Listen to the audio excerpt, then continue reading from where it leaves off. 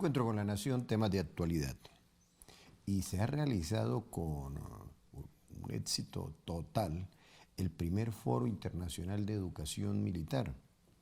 Se llevó a cabo en la Escuela Militar de Cadetes José María Córdoba, organizado por el Centro de Educación y Doctrina Militar, la CEDOC. Su director, un hombre de academia, un hombre interdisciplinariamente competente, como lo es el mayor general Adelmo Fajardo. Y por supuesto, se destacó lo que es la nueva dinámica de la empresa más grande de Colombia y por supuesto la más antigua, como es el Ejército Nacional.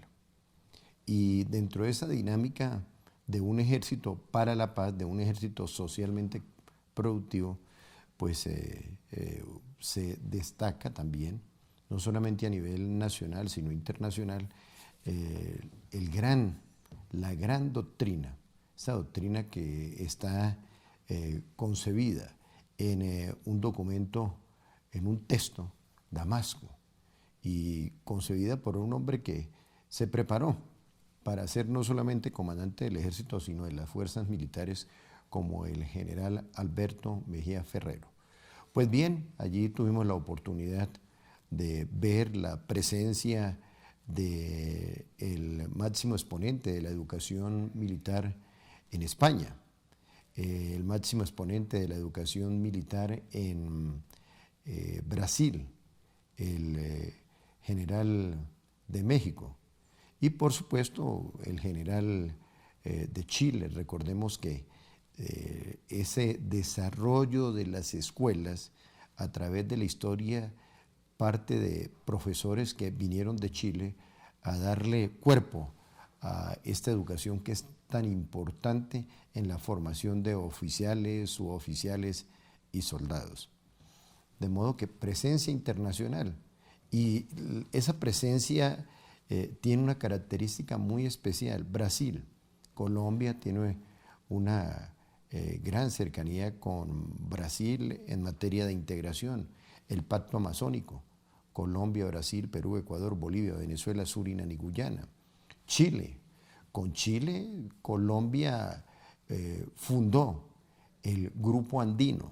Recordemos a Eduardo Frei por Chile y a Carlos Lleras Restrepo, y además hemos venido articulando ese proceso de integración en la zona suramericana del Pacífico. Vital, por allí se mueve el 60% del comercio. Y también México es, hay una historia muy interesante. Benito Juárez y José María Dionisio Melo y Ortiz, es presidente de Colombia, un hombre nacido en Chaparral, primer presidente indígena y socialista que ha tenido Colombia a través de toda la historia. Pues bien, con México recordemos que hubo ese proceso de integración G3, pero hoy México es un vaso comunicante entre Colombia, Centroamérica y por supuesto este país. Y también la presencia de Estados Unidos y por supuesto, como lo mencionábamos al inicio, España. España es es nuestro puente con la Unión Europea. De modo que felicitar a el Ejército Nacional por esta dinámica. Ya van rumbo a crear la Universidad del Ejército. Se necesita, los principales países tienen la Universidad del Ejército. Mencionemos a Estados Unidos y muchos países europeos, de modo que felicitaciones para su comandante, el general Alberto Mejía Ferrero, y para el comandante de la educación en el Ejército, el mayor general Adelmo Fajardo. Excelente, de 1 a 5, 5 todo, muy bien organizado, muy bien articulado y lleno a reventar el escenario. Eso por un lado. Por otro lado, hay que hablar de Nairo Alexander Quintana Rojas. Oigan bien, extraordinario lo que acaba de hacer en el Giro de Italia. Segundo. Es que quedar en el podio de una prueba mítica como esta es algo extraordinario. De modo que felicitaciones para este gran ciclista. Nadie daba como favorito a Dumoulin el holandés. Pero miren una enseñanza que nos dejaron los holandeses. Pese a estar en equipos diferentes, cuando se trataba de defender los intereses, ya no de las marcas, sino del país, todos se unieron y en esa unión, pues lograron llevarse el Giro de Italia. Pero nuestro gran Nairo quedó en un segundo lugar. Siguen siendo los deportistas nuestros mejores embajadores. Y el 99.9% de los colombianos y de la gente de esta parte del planeta le hicimos fuerza a Nairo Quintana. En Colombia hubo uno que no le hizo fuerza. Oiga, increíble pero cierto. El presidente de la Federación de Ciclismo estaba contento porque Nairo no ganó. Ya regresamos.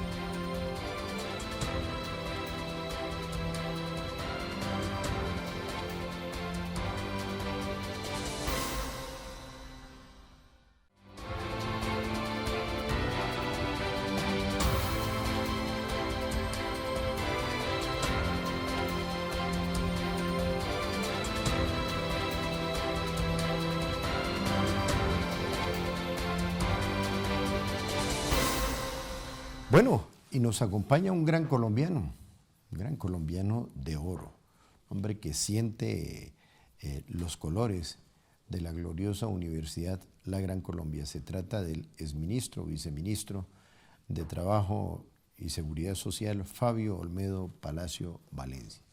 Comencemos con temas muy rápidos, doctor. Nuestros colegas, nuestros profesores, integrados hoy en la Federación Colombiana de Educadores, FECODE, nadie les para bolas, nadie les para bolas. Le hacen una serie de promesas, doctor Fabio Olmedo, y a la hora del té les es indiferente. ¿Qué será lo que está pasando en el país? Que precisamente, si uno se va para los países del norte de Europa, el profesor es un ciudadano de mucho valor, porque es el encargado de estructurar, de formar a la juventud, pero aquí pocas bolas le paramos. Su punto de vista, que usted tuvo que negociar muchos pliegos con los integrantes de FECODE. Mire, Herney, es absurdo, como lo anotabas, no solamente en los países de Europa, en Canadá, en Estados Unidos, en Chile, por ejemplo, en Uruguay, países como esos. Se respeta el verdadero valor que tiene un maestro, ¿sí? Que tiene un profesor. Es definitivo para la formación de las futuras generaciones y el desarrollo económico y social de cualquier país. Pero aquí el magisterio tiene que salir a peleárselo en la calle, unos derechos que, entre otras cosas, es absurdo. El año pasado hubo unas movilizaciones muy grandes. Esas movilizaciones terminaron en una mesa de negociación. En esa mesa de negociación se hizo unos pactos con el gobierno para levantar los paros, y hoy las movilizaciones que hay es para que cumpla el gobierno lo que se comprometió en las movilizaciones del año anterior. Eso no tiene razón de ser. El señor ministro de Hacienda, lo que le oía yo esta semana con estupor en televisión es que sí, que eso se pactó y eso se firmó, pero es que las condiciones económicas del país ahora son distintas. Entonces, ¿para qué se comprometieron? En primer lugar, fueron pactos y compromisos para levantar una movilización nacional. Esos pactos se hicieron con base en estudios económicos, donde intervino planeación, donde intervino Hacienda, donde intervino el Ministerio de Educación, y dijeron solamente podemos llegar hasta acá. Y el magisterio aceptó esa negociación. Y las movilizaciones de ahora es para que se cumplan los pactos que se comprometieron el año pasado, pero hoy se quieren desconocer. A mí me parece absurdo. Por supuesto, no queremos a los niños en las casas, no queremos una cantidad, 4 o 5 millones de niños en este momento. Muchos más, doctor. Todos. Pero bueno, es una millonada. Es una millonada de niños que están en este momento en las casas, inclusive algunos padres de familia que tienen que llevarse a esos niños a sus lugares de trabajo que no son los adecuados para eso. Yo a lo que llamo es a que el gobierno se siente el magisterio, miren y revisen económicamente, por supuesto, hasta dónde puede el país, pero la base es los pactos que se firmaron el año pasado. Si yo firmo, nuestros abuelos decían que era simplemente su palabra, era una escritura. Pues con mayor razón debería ser una escritura la palabra de un ministro de Hacienda. Bueno, pero uno ve que hay una luz de impuestos, no solamente a nivel de la capital de la República, sino a nivel nacional.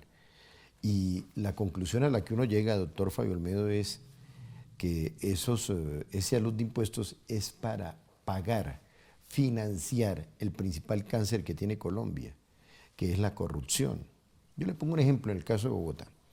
En Bogotá, mire, se paga impuesto a la gasolina, impuesto de rodamiento, una serie de impuestos dizque para manejar las vías, para mejorar las vías, para que haya unas vías donde el transporte se pueda circular.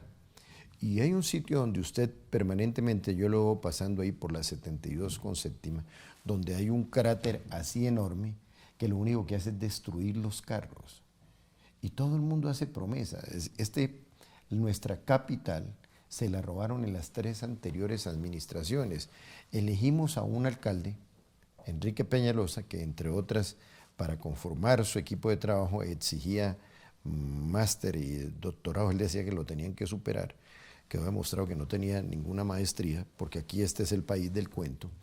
Pues uno ve que suben los impuestos, se cobra por valorización para obras que luego, que se prometen, pero que no se hacen. Y además está sucediendo algo preocupante. Mire, la localidad 13, la localidad de Teusaquillo, de La Soledad, pues allí en el pasado vivió mucha gente con poder adquisitivo. Hoy esa gente no tiene poder adquisitivo. Es más, muchas de esas familias tienen que ir a los comedores comunitarios, a darse un golpecito al día. Resulta que Petro, había gente que pagaba, por decir algo, 900.000 pesos de impuestos, ahora tienen que pagar 3,5 millones de impuestos, de la noche a la mañana. Y el que no paga, resulta que de un día para otro amanece con las cuentas embargadas. Oiga, qué azote, qué situación tan complicada, tan dolorosa para mucha gente que se ha visto engañada. Y uno encuentra que estos personajes que le han metido las manos al bolsillo a los colombianos, pues hoy siguen, yo no sé por qué la gente no reacciona, siguen encabezando las encuestas, doctor Fabio Olmedo. Y resulta que todo eso no es para inversión de la ciudad, sino para pagarle a los nules, para pagarle el robo durante 12 años continuos al cual fue sometido Bogotá. Punto de vista, doctor Olmedo.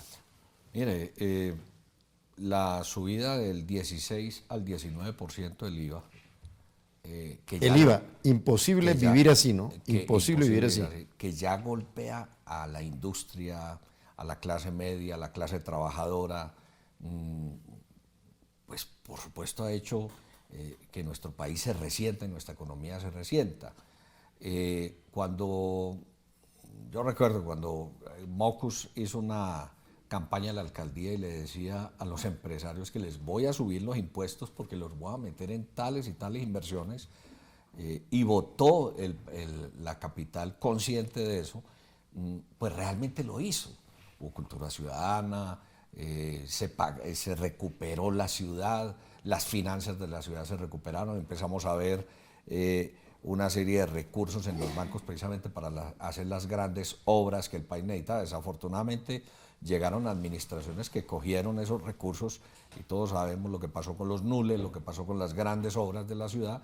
Hoy hay un informe precisamente de que teníamos en este momento un aumento del 70%, en 10 años, del 70% de los vehículos en la ciudad, pero las vías en la ciudad habían avanzado solamente un 0.3%. Es decir, está colapsada la ciudad, está totalmente colapsada. Y si nos vamos a nivel nacional, pues obviamente cuando a uno, le pongo un ejemplo gráfico, si yo voy por una superautopista y me cobran un peaje el doble de lo que usualmente uno paga, pero es una superautopista, yo la pago. Yo no tengo ningún problema porque veo grúas, porque veo estaciones de bombero, porque veo servicio y porque veo que mi vida, la de mis familiares, las personas que van en el carro, no tiene ningún peligro. Ya que pase otra cosa por la irresponsabilidad de la gente es otro tema. Usted, pero aquí no está pasando. usted me está hablando es, entre otras, otro orangután, otro conejo con pinta de liebre que se le pone al país porque Colombia firmó un convenio en el cual debía haber un peaje cada 90 kilómetros. Cada 90 kilómetros. ¿Usted anda satisfecho con el operador logístico terrestre que hay entre Flandes, Girardot Flandes e Ibagué, donde hay 2 peajes en una diferencia de 28, 30 kilómetros? Entonces usted anda feliz porque le cobren, no, pero ve la buena ruta. Yo no es que ve la buena vía. Yo no es que ande feliz pagando peajes. Yo me muevo por el Tolima, por el eje cafetero, y voy hacia Villavicencio, más o menos por donde me muevo. Son los peajes más costosos, es absurdo. Pero bueno, pero usted acaba de decir algo muy cierto. Pero sí digo una cosa clara. Si me cobran costoso, pero yo tengo una supervía, yo la pago. Ya, perfecto. Contrario a lo que sucede, y eso es muy cierto, contrario a lo que sucede cuando uno va a Bogotá, Albán, Guayabal de Síquima, San Juan de Río Seco, y resulta que a uno le cobran un peaje de 13.000 pesos. Oiga, y no hay vía, no hay vía. ¿Cómo roban la gente? Ya regresamos.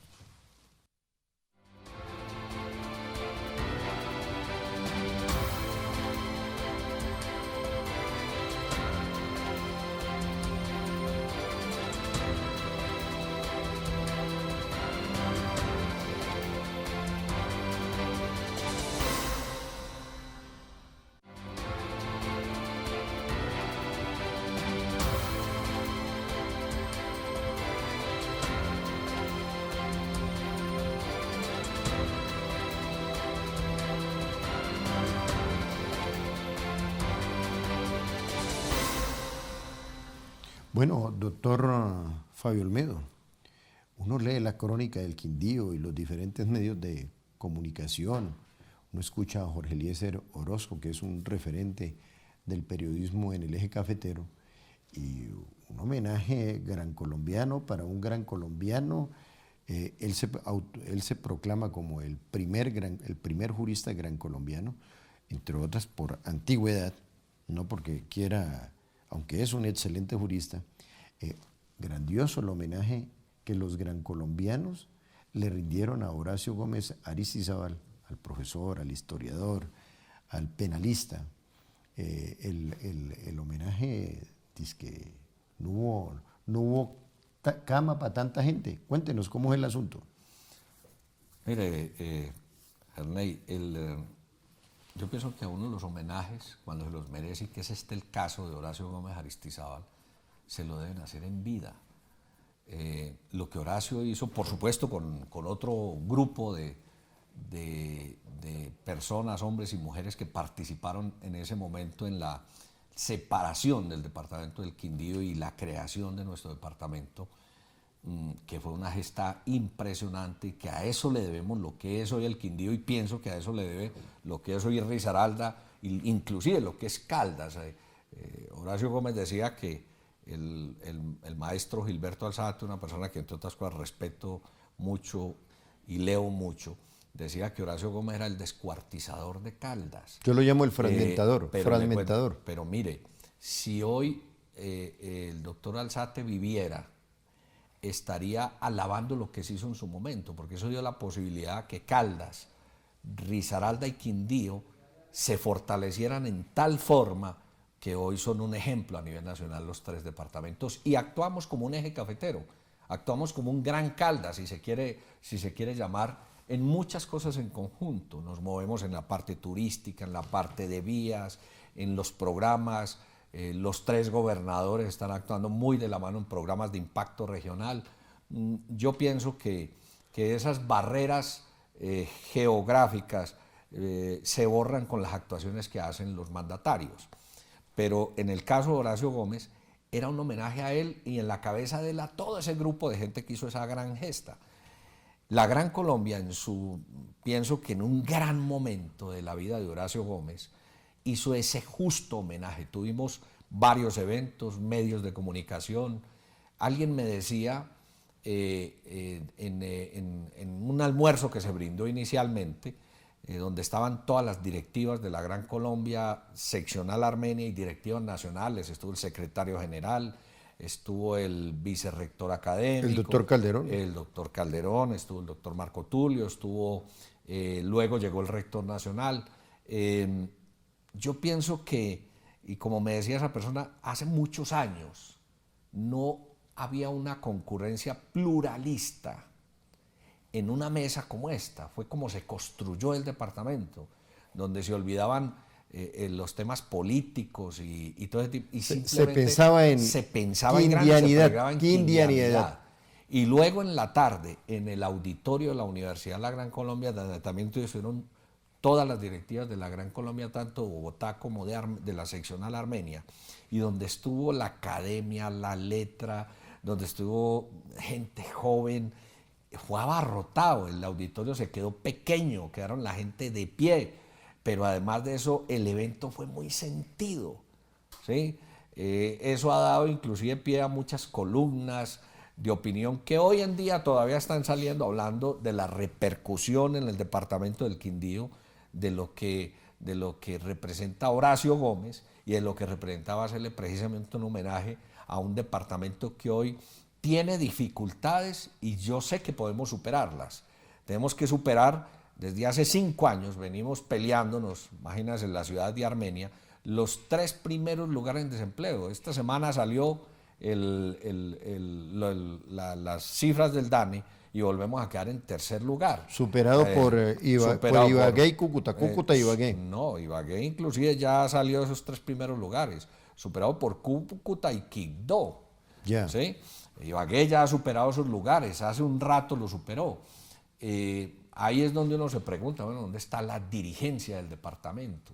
Porque llevamos 5 años consecutivos en los primeros lugares. Afortunadamente para el Quindío lo han escogido mucha gente, muchos empresarios como su segunda vivienda y eso ha venido paliando todo este proceso, pero tenemos con qué salir adelante. Y muy sentidas las palabras del doctor Horacio referente a la gestión del profesor José Galat. Mucho, además que es que a todo señor, todo honor, lo que ha hecho el doctor José Galat a nivel nacional, lo que ha hecho su cuerpo directivo, la conciliatura, la Universidad La Gran Colombia en el Quindío representa lo que es el Quindío, definitivamente. Y ese fue el punto referencial cuando se abrió la seccional de la Gran Colombia en el departamento del Quindío, que se convirtiera en un punto de desarrollo, no solamente del eje cafetero, sino visionando hacia el Pacífico. Muy bien, doctor Fabio Olmedo Palacio Valencia, uno de los referentes más importantes que tiene no solamente el departamento del Quindío, sino el eje cafetero, el cuadrante cafetero, Quindío, Risaralda, Caldas y el departamento del Tolima. Que Dios les bendiga.